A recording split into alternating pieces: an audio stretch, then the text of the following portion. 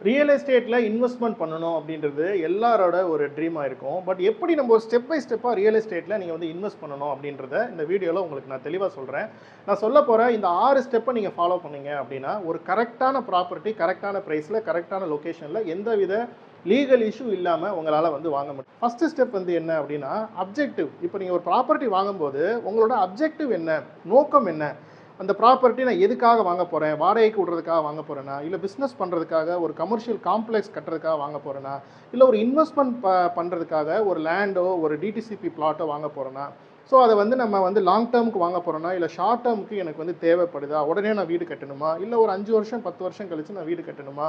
So இந்த விஷயங்கள் எல்லாத்துலயுமே உங்களோட அப்ஜெக்டிவ்ல நீங்க வந்து ரொம்ப தெளிவா இருந்தீங்க அப்படின்னா, நம்ம வந்து ஒரு கரெக்ட்டான ப்ராப்பர்ட்டிய செலக்ட் பண்றதுக்கு ரொம்ப யூஸ்ஃபுல்லா இருக்கும். 2வது ஸ்டெப் வந்து பார்த்தீங்க அப்படின்னா, லொகேஷன் செலக்ஷன். இப்போ வந்து எந்த இடத்துல நம்ம வந்து ப்ராப்பர்ட்டி வாங்குறது, உங்களோட அப்ஜெக்டிவ் வந்து என்ன அப்படின்றத பொறுத்து தான் லொகேஷனே வந்து உங்களால செலக்ட் பண்ண முடியும். ஃபார் எக்ஸாம்பிள் நீங்க வந்து இப்போ கோயம்புத்தூர்ல இருக்கீங்க.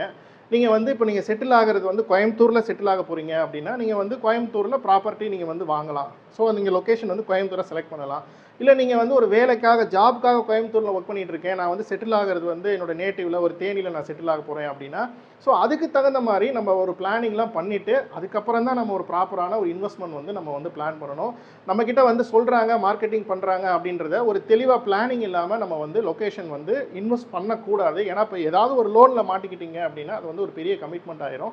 ஃபார் எக்ஸாம்பிள் இப்போ ஒரு ஷார்ட் டெர்மா இப்போ நான் ஒரு டிடிசிபி பிளாட் வாங்கிட்டு ஒரு வீடு கட்டுறதுக்காக வந்து நான் பார்த்துட்டு இருக்கேன். இப்போ நான் கோயம்புத்தூர்லேயே செட்டில் ஆக போறேன் அப்படின்னா, அதுக்கு தகுந்த மாரி இப்போ ஒரு ஸ்கூல் பக்கத்திலேயே இருக்கா? ஒரு காலேஜ் பக்கத்துல இருக்கா?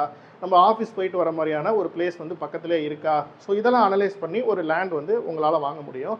ஸோ இந்த 2வது ஸ்டெப் அப்படின்றது நீங்க லொகேஷன் அப்படின்றது ஒரு தெளிவான பிளானிங் வந்து பண்ணியிருக்கணும். 3வது ஸ்டெப் வந்து பார்த்தீங்க அப்படின்னா, லீகல் ப்ராசஸ். இப்போ நீங்க ஒரு பிளாட் வாங்க போறீங்க அப்படின்னா, அந்த அந்த பிளாட்டுக்கு டிடிசிபி அப்ரூவல் இருக்கா? ரெரா அப்ரூவல் இருக்கா?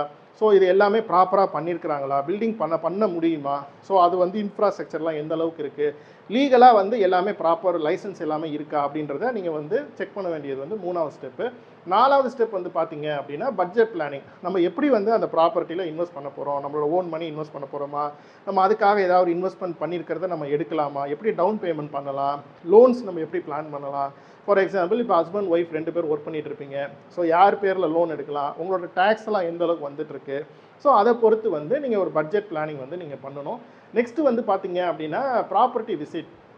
whether you are investing in a land or whether you are investing in a commercial property or whether you are investing in a ஒரு ரெடி டு மூவ் வில்லாவாக இருக்கட்டும், அந்த ப்ராப்பர்ட்டியை நேராக விசிட் பண்ணி கம்ப்ளீட்டாக end to end research பண்ண வேண்டியது ரொம்ப ஒரு முக்கியமான விஷயம். உங்களோட அப்ஜெக்டிவ்க்கு தகுந்த மாதிரியான அந்த ப்ராப்பர்ட்டி கரெக்டாக இருக்கா?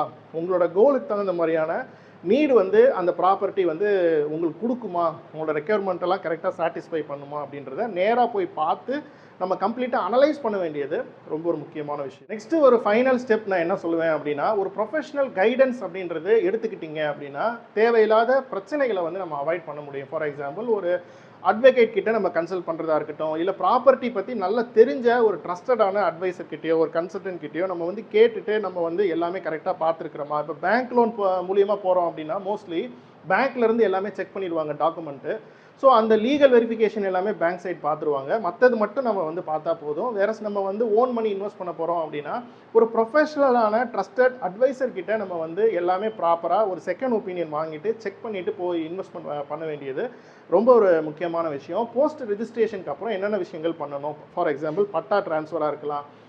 இப்போ இபி ட்ரான்ஸ்ஃபராக இருக்கலாம். ஸோ என்னென்ன விஷயங்கள், என்னென்ன ஃபார்மாலிட்டிஸ்லாம் இருக்குது? ஃபார் எக்ஸாம்பிள் ஒரு பிஸ்னஸ் பண்ணுறதுக்காக ஒரு கமர்ஷியல் லேண்ட் வாங்குறோம் அப்படின்னா, அதுக்கு என்னென்ன லைசன்ஸ் வந்து தேவைப்படும்? என்னென்ன ப்ரொசீஜர் இருக்கும்? அப்படின்றதெல்லாம் பொறுத்து கரெக்டாக வந்து நம்ம வந்து பண்ணணும்.